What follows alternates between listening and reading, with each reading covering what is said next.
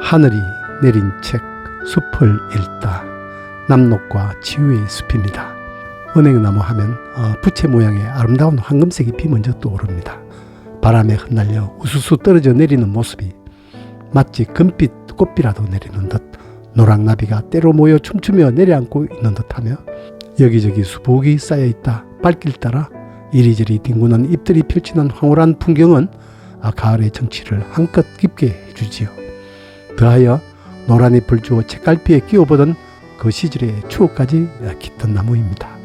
독일을 대표하는 문호 괴테는 66세였던 1815년 35세나 어린 연하의 연인에게 은행나무라는 제목의 시로 된 편지를 보내면서 그 속에 은행잎을 끼워 넣어 사랑을 표현했습니다. 둘로 나뉜 한 몸인가? 아니면 하나로 알고 있지만 둘인가? 그대는 내 노래에서 느끼지 못하는가? 내가 한 몸이면서도 둘이라는 것을. 은행나무의 잎을 대할 때마다 잎의 모양을 은유하여 깊은 친밀감을 고백한 이 시구로부터 괴테의 뜨거운 숨길이 지금도 느껴지는 듯합니다. 1771년에 린네가 그의 저서에서 은행나무의 종소명을 두 갈래 조각이라는 뜻으로 빌로바라고 붙인 것도 이 모양 때문입니다. 속명 긴꼬는 은빛 살구를 가리키며 은행나무의 씨가 살구와 비슷해 보이거나 단단한 속껍질 또한 은백색이어서 붙여진 이름이라지요. 일본어 발음 긴꼬를 독일 의사이며 탐가했던 캠프가 긴꼬로 잘못 표기한 것을 린네가 자신의 저서에서 그대로 채택하면서 속명이 된 것입니다. 중국어로 은행나무를 공순수 또는 야자우수라고도 하였는데, 공손수는 은행나무가 20년 내지 30년은 자라야 씨를 맺으므로 손자 때에 이르러서야 종자를 얻을 수 있는 나무임을 뜻하며, 앞각수 즉 야자우수는 이 모양이 오리발을 닮았다 하여 붙은 이름이라고 합니다. 영어에서도 소녀머리형 나무 즉 메이든헤어 트리라는 명칭이 있는데, 은행나무의 잎 생김이 소녀의 따은 머리 모양 혹은 메이든헤어 펀이라고 불리는 봉작고사리의 잎과도 비슷해서 붙은 이름이라지요. 고려시대의 향약 구급방에서는 백과로, 이규보의 동국이상국집에서는 주로 앞각수로, 조선 후기 승리학자 서유구가 쓴 임원경제지에서는 은행으로 표기하면서 앞각수로도 부른다고 하였습니다. 은행나무란 우리 이름의 어원도 한자의 은행에서 유래된 것으로 보입니다. 은행나무는 나이 들면서 세로로 깊게 갈라지는 회백색의 코르크질 나무 껍질에 높이가 보통 60여 미터, 지름이 4미터 정도로 크는데요.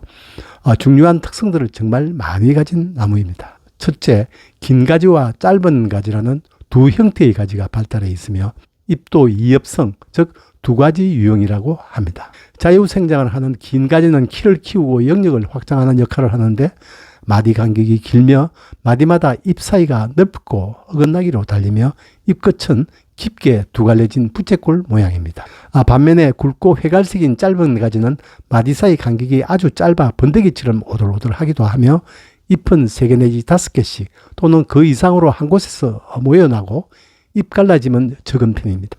수백 년 또는 그 이상을 살아야 하니 무작정 키와 몸통만 불릴 수는 없겠기에 어릴 때는 가지를 쭉쭉 뻗어나가지만 나이가 들면 고정생장으로 바뀌어 번식과 에너지를 감당할 만큼씩 성장 조절을 하려고 마디 사이의 발육을 극도로 억제하면서 압축 성장하여 짧은 가지를 만든다고 합니다. 짧은 가지에서 다발로 나는 잎은 가뭄이나 다양한 환경 스트레스에 대한 저항력과 긴 수명 유지에 도움이 된다지요.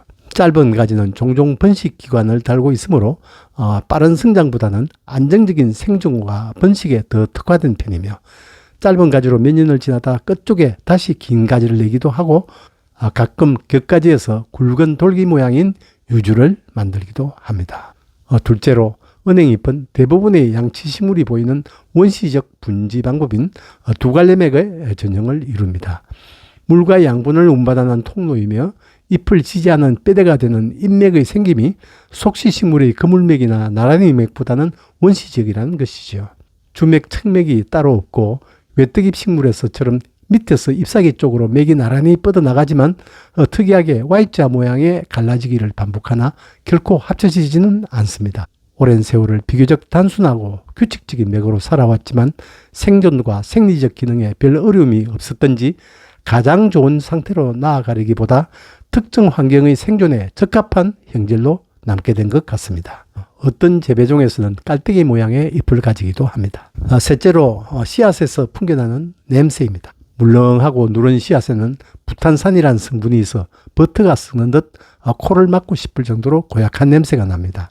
이 때문에 종자가 달리는 은행 암나무를 피하려거나 암나무를 가로수로 심지 않으려고도 합니다. 그러나 종자가 맺는지를 알려면 적어도 15년 이상을 기다려야만 했습니다. 그래서 작고 굵으며 가로로 넓게 퍼지는 가지에 엽가지가 많은 나무, 잎이 나는 시기가 빠르며 잎 모양이 작으면서 갈라진 깊이가 얕은 나무, 짧은 가지에 녹색의 작은 꽃이 달리는 나무이면 암나무라고 어림하기도 했지요. 조선 후기 실학자 홍만선이 지은 산림경제에서도 나무가 둥글면 암나무, 세모지거나 뾰족하면 수나무라고 했습니다. 다행히 근래 DNA 분석법이 개발되면서 1년생 묘목 단계에서도 성별 구분이 가능해졌기에 수나무를 선별해 심을 수도 있게 되었습니다. 아주 예외적으로 오래된 수나무가 갑자기 암꽃을 피워 종자를 맺는 일이 있었다고도 하며 인공적으로 가지를 접붙여서 암수 한 그루를 만들기도 합니다. 9, 10월에 암나무에서 황색으로 성숙하는 종자는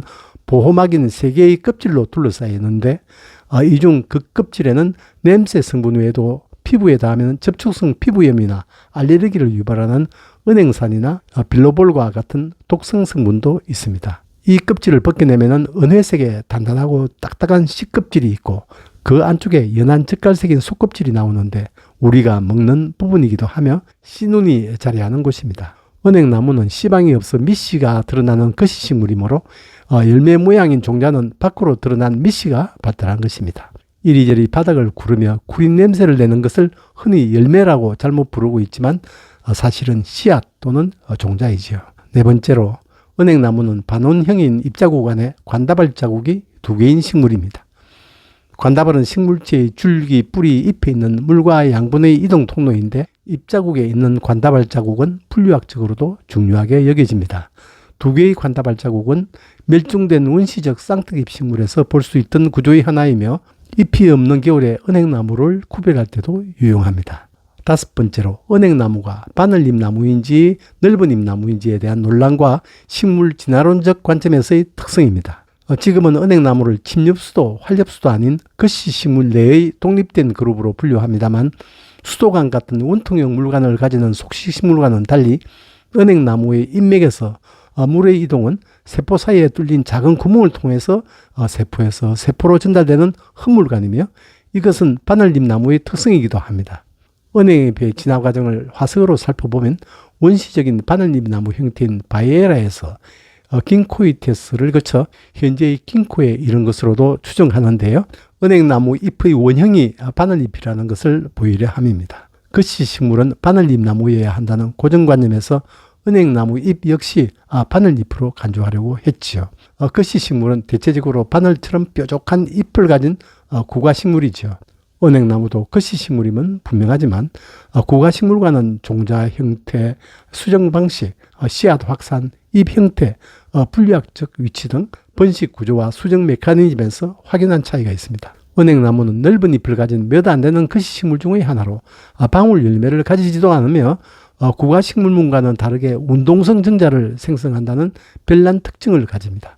은행나무가 수정 방식에서 정자를 이용하면 이끼식물이나 양치식물과 비슷하나 홀씨가 아닌 종자를 가지는 점에서는 거시식물과 같으므로 양치식물과 거시식물의 중간 단계 진화 과정에 있는 식물로 간주됩니다. 암수 딴그루인 은행나무의 암꽃은 짧은 가지 끝에 좁쌀만큼 작은 것이 4개 내지 7개씩 모여나는데 잎과 가지에 가려 눈에 잘 띄지를 않습니다. 5월 초쯤 연노란색의 수꽃의 꽃가루가 바람에 날려 암꽃의 밑씨에서 분비된 미렉이라는 끈끈한 액체에 붙은 다음 미렉의 영양분을 흡수하여 가지 모양의 꽃가루관을 만듭니다. 꽃가루관 안에서는 2 내지 3개월여 동안 꽃가루 속의 생식세포가 분열하여 다선형 선모를 가진 정자로 변모하여 수분실이라는 공간으로 방출됩니다. 정자는 수분실의 액체 속에서 선모를 회전시켜 난세포를 향해 헤엄쳐 나가 수정을 이루게 되는데요. 수분이 이루어진 후 약 130일 내지 140일쯤이 지나야 수정이 완료되고 수정에 성공하면 황갈색의 다육질 과일 같은 구조로 둘러싸인 씨앗으로 탄생하게 됩니다. 양치류나 이끼류가 물에 의존하는 번식 방식을 택하고 있듯이 은행나무도 2억 년 이상 자신이 해오던 정자가 직접 햄을 쳐 난세포로 접근하는 번식 전략을 그대로 이용하고 있지요. 다음 편에서는 은행나무 그 시작과 삶의 예정에 대한 내용이 되겠습니다.